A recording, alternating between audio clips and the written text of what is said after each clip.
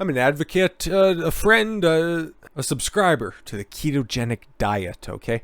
Have been for a while. High fat, low carbs seems to do good for most of the world and most of your ancestors as well. So I haven't done any reading on this article. Friend or foe of heart health depends on what they're doing and what kind of metrics they're using. Depends on if somebody's up to date on science and protocols or if they're just still marching out the old order way of thinking when it comes to heart health and cholesterol. We'll see where this goes. 100 years ago, ketogenic diets, which would typically provide less than 10% of daily energy intakes as carbohydrates, first entered the realm of modern medicine as it demonstrated effectiveness of reducing or reversing pediatric seizures at the Mayo Clinic. Yeah, it was just the natural way that most people lived, but yeah, no, definitely. While this remains valid today, there is a lingering concern. The necessary high-fat intake when a ketogenic diet is followed long-term represents undue risk of cardiovascular health disease. That's nice. Okay. Opponents of therapeutic nutritional ketosis commonly cite two concerns with a dietary intervention. So using the ketogenic diet long-term, okay, what are the common concerns by hacks? First, many published human studies report poor dietary adherence and common side effects. Oh, really? While it is true that maintaining a diet that includes a physiologically healthy level of blood ketones is significant behavioral challenge, most of the symptoms and side effects that are reported to deter long-term adherence are easily avoidable. Yeah, oh, you got that keto flu, okay? Yeah, but are you properly supplementing with electrolytes because you're going to be going to the bathroom a little bit more frequently? You need to properly maintain that balance, and more often than not, that headache and lingering fatigue that's around and muscle soreness and cramping, it's taken care of if you do that. Second, it is not uncommon for some people to experience a rise in their blood levels of LDL. Yeah, if you have an idiot old school 1970s doctor that's not up to date on this stuff, that's what they'll cite.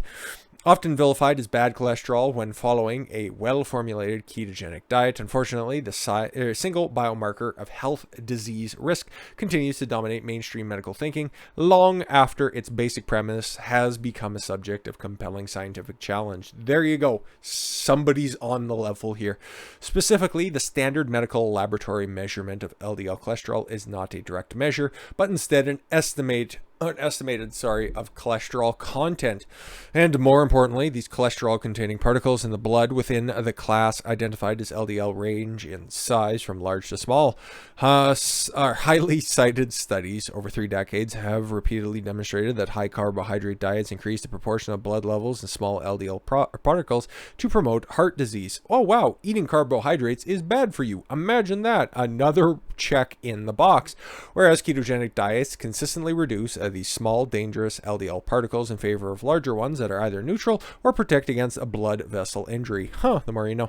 Stepping back from the reductionist focus on LDL, most other risk factors for heart disease have been demonstrated to improve with a well-formulated ketogenic diet, include body fat or body weight. But what? Eating fat will make you fat. Thanks, food pyramid from the 1980s.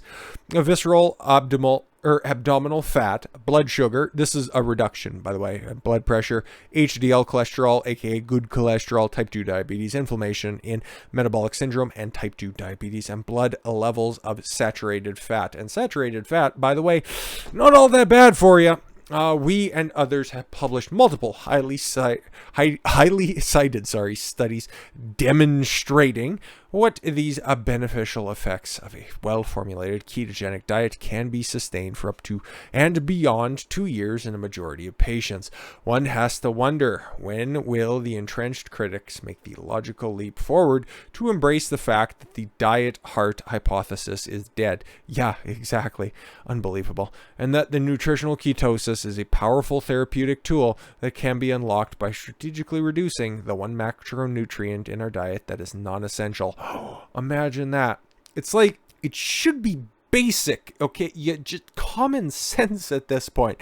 Grains and not even complex carbohydrates, okay? Simple carbohydrates, sugar, those are all advents of the new world, okay? I know they've probably been around for a couple hundred years at this point, but our bodies are the products of millennia of evolution, hundreds of thousands of years human beings have been around, and it's only a blink of an eye, a relatively small portion of time that we've been consuming sugar in mass quantities, wheat and grains in mass quantities, and your body cannot properly process that. You know what it can though? Fat and protein, okay? The things that have been around that your body can use, okay? The things that don't elicit inflammation, okay? And then when you do experience inflammation from things like dairy and other animal byproducts, that's because they were fed with those same grains that you should be avoiding yourself. But when you stick to green vegetables, okay, a small amount of fruits, because fruits were only available in tropical areas in small portions of the world. But I take a look at my background, okay, my historical makeup: quarter Scotch, quarter Irish, quarter Ukrainian, quarter Native American, or Native Canadian, whatever you want to call it, quarter Native. There is nothing in there that leads me to believe that I would be genetically predisposed to be able to properly process a whole bunch of fruits, okay? Vegetables, very, very touch and go, okay? But you know what all of those cultures have in common? Other than being brain dead and predisposed to addiction? Just kidding, sort of. Eating animals? Eating vegetables?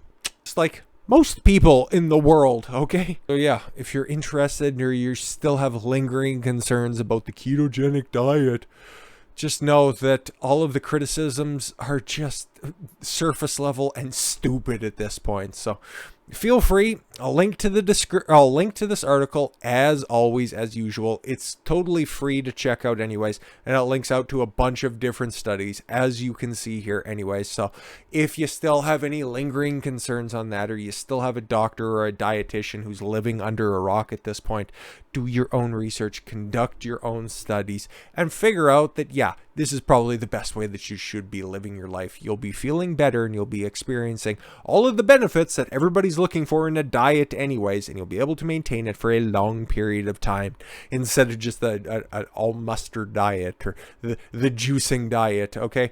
It's a derivative of the Mediterranean diet, which is super successful to begin with. It's all just little variations and just little degrees different than one another. The successful diets and the longest lasting diets in the world are all derivative of the ketogenic diet. Like it or not, it's here to stay, and it's very, very successful. With that said, thank you all very much for the gift of your time. I've been Don Consuelo. I want you to follow your gut and get after it. Take care, everyone.